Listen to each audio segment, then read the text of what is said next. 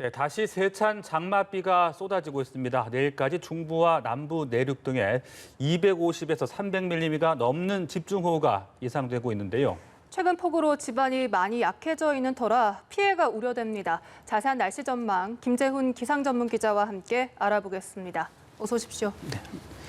자, 장마가 좀 잦아드는가 싶었는데 금세 다시 또 비가 내리기 시작을 하고 있습니다. 현재 지금 비가 많이 오고 있는 지역들 좀 짚어주시죠. 네, 어제 밤부터 서해상에서 비구름이 발달을 하기 시작을 해서 이 새벽에 남부지방에 강한 비가 쏟아지기 시작을 했습니다.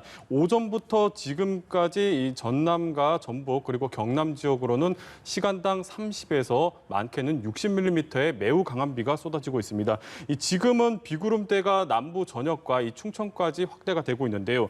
오후 4시 기준으로 광주광역시에는 시간당 60mm 안팎의 기록적인 폭우가 쏟아지고 있는데 거의 양동이로 물을 들이붓는 수준의 비가 서너 시간째 이어지고 있습니다. 지금 오늘 하루 강수량이 한 100mm가 넘는 지역이 이 전남과 그리고 경남 그리고 전북 지역에서 계속해서 속출을 하고 있습니다. 현재 전북과 전남 그리고 광주와 대구 그리고 경북 일부 지역에는 호우 경보가 내려져 있고 그리고 전남과 경남 지역에도 호우 주의보가 발표가 돼 있습니다. 비구름은 차차 북상을 해서 이 충청과 경기 남부 지역으로도 강한 비가 쏟아지겠는데요. 밤에는 충청 그리고 내일은 경기 남부와 강원 남부에도 많은 비가 쏟아질 것으로 예상이 되고 있습니다. 지금 남부 지방은 집중호우로 이 홍수특보가 내려질 만큼 하천물이 급격히 불어나고 있습니다. 토사가 유출이 되고 교량이 유실이 됐다는 소식이 전해지고 있는데 아무쪼록 좀 무엇보다도 이 피해가 없도록 계속해서 좀 잘 대비를 하셔야겠습니다. 네. 이렇게 이례적으로 길어지고 있는 장맛비에 피해도 속출하고 있습니다. 그런데 또 집중호우가 예보가 돼 있는데 어느 정도로 또 내립니까? 네, 밤사이 비구름은 더 발달을 하겠습니다. 일단 내일까지 경기 남부 이남 지역으로는 80에서 150mm, 많은 곳은 250mm가 넘는 비가 쏟아질 것으로 예상이 되고 있습니다. 이 서울과 경기 북부, 강원과 이 남해안 지역으로도 50에서 100mm, 많게는 150mm 이상의 비가 쏟아지는 곳이 있겠습니다. 오늘 밤까지 내륙으로는 시간당 30mm 안팎의 장대비가 쏟아지는 곳이 많겠는데요. 이 문제는 내일 비구름이 더 발달을 할 것으로 보여지고 있습니다. 남쪽에서 뜨거운 수증기가 몰려오는 데다 이 대기 불안정까지 더해지면서 비구름이 더 강하게 발달을 하는데 내일 일부 내륙에는 시간당 50mm, 많은 곳은 시간당 100mm 정도의 강도의 매우 강한 폭우가 쏟아지는 곳이 있겠습니다. 또 남해안에도 많은 비가 예보가 돼 있는데 만조 시각을 조심을 해야 됩니다. 지금 지구와 달이 가까워지는 천문조, 그러니까 지구와 달이 가까워지면서 바닷물 높이가 평소보다 높은 기간입니다. 네. 이 지난 부산 폭우에서도 봤듯이 이 만조 시각에 집중호우까지 겹치게 되면 급격히 침수가 늘어날 수가 있습니다. 남해안 지역도 이 해안 저지대 지역에서는 침수에 대한 대비를 좀 잘 하셔야겠습니다. 네, 지금 보니까 남부 지방에도 지금 비 소식이 상당히 많은 비가 예상이 돼 있거든요. 그렇다면은 장마 전선이 다시 남쪽으로 내려갔다 이렇게 봐야 되는 겁니까? 네, 그렇습니다. 이 어제와 그제죠. 태풍 하구핏에서 약화된 온대 저기압이 한반도를 지나가면서 전국적으로 비가 내렸습니다.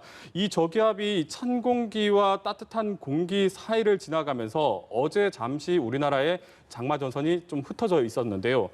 그런데 이 저기압이 지나고 난 뒤에 비구름을 뒤따라서 북쪽에서 이 찬 공기가 빠르게 밀려 내려왔습니다. 이 남쪽에 있던 북태평양 고기압이 미처 세력을 회복하기 전에 이 찬 공기가 빠르게 내려오다 보니까 이 찬 공기와 따뜻한 공기가 충돌하는 지점이 다소 남쪽으로 내려갔습니다. 주 초반만 하더라도 이 장마 전선은 북한 항해도와 이 경기 그리고 강원 지역을 오르내리면서 비를 뿌렸었는데 지금은 이 장마 전선이 충청 지방에 놓인 것으로 보여집니다. 그러니까 장마 전선이 이 주 초반보다는 남쪽으로 내려갔다고 보시면 됩니다. 앞서 전해드렸지만 이 비구름은 밤사이 북상을 좀 할 것으로 보여집니다. 충청과 그리고 내일은 경기 남부 지역으로 장마 전선이 올라올 것으로 보여지는데 확실한 것은 이제 장마 전선이 북쪽으로 완전히 밀려나가야 장마가 끝나는데 지금 장마가 다시 내려왔다는 건 장마가 더 길어지고 있다는 얘기입니다. 네. 그런데 일각에서는 태풍이 다음 주에 올 수도 있다라는 전망도 나오고 있습니다. 진짜로 옵니까? 네, 일부에서 다음 주에 태풍이 올 수 있다는 전망이 있어서 저도 이 부분을 좀 면밀하게 들여다봤습니다. 왜냐하면 뭐 지금처럼 기록적인 폭우가 쏟아진 데다가 이 태풍까지 북상을 하게 되면 진짜 말 그대로 엎친 데 덮친 격, 피해가 진짜 걷잡을 수 없이 커질 수밖에 없는데요. 그래서 좀 잘 살펴봤는데 이 사실 어제 오전까지만 해도 일부 수치 모델에서는 이 태풍을 만들고 있었던 것은 확인이 됐습니다. 특히 한반도 쪽으로 북상할 가능성도 있었던 것으로 보여집니다. 그런데 이 수치 모델도 이 최신의 기상 자료를 가지고 계속해서 새로운 예측값을 내놓는데 어제 저녁부터는 이 태풍에서 예측하는 수치 모델에서 예측하는 이 태풍이 수가 계속해서 줄어드는 모습을 보였습니다. 그러니까 뭐 물론 이 부분도 좀 불확실한 면이 커서 주말 동안 좀 잘 살펴봐야 되는데 현재로서는 열대성 폭풍이 한반도로 북상을 하는데 이 열대성 폭풍이 태풍으로 발달할지에 대한 여부는 미지수다라고 얘기를 드릴 수가 있습니다.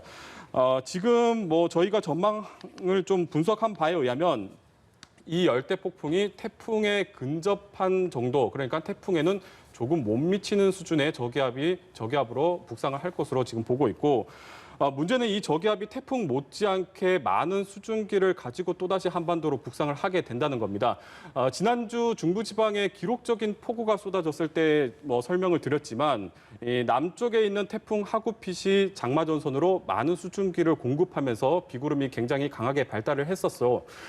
그런데 그때와 마찬가지로 이 열대 폭풍이 한반도 남쪽으로 북상을 하면서 많은 수증기를 장마전선에 또다시 공급을 할 것으로 보여집니다. 그 시기가 다음 주 초반이 될 것으로 보여지는데 다음 주 초반에 한반도 쪽에 굉장히 강한 비구름이 발달을 할 수가 있는 것으로 지금 전망이 되고 있습니다. 따라서 다음 주 초반이 아마 이번 장마의 막바지 고비가 될 것으로 예상을 하고 있습니다. 네, 참 다음 주 초반 정도가 막바지 고비라고 말씀하셨는데 이번 장마가 워낙 길다 보니까 많은 분들이 참 힘들어하시고 피해도 지금 적지 않은 것 같습니다. 장마가 언제쯤 좀 끝날지 조심스럽게나마 예상을 해줄 수 있겠습니까?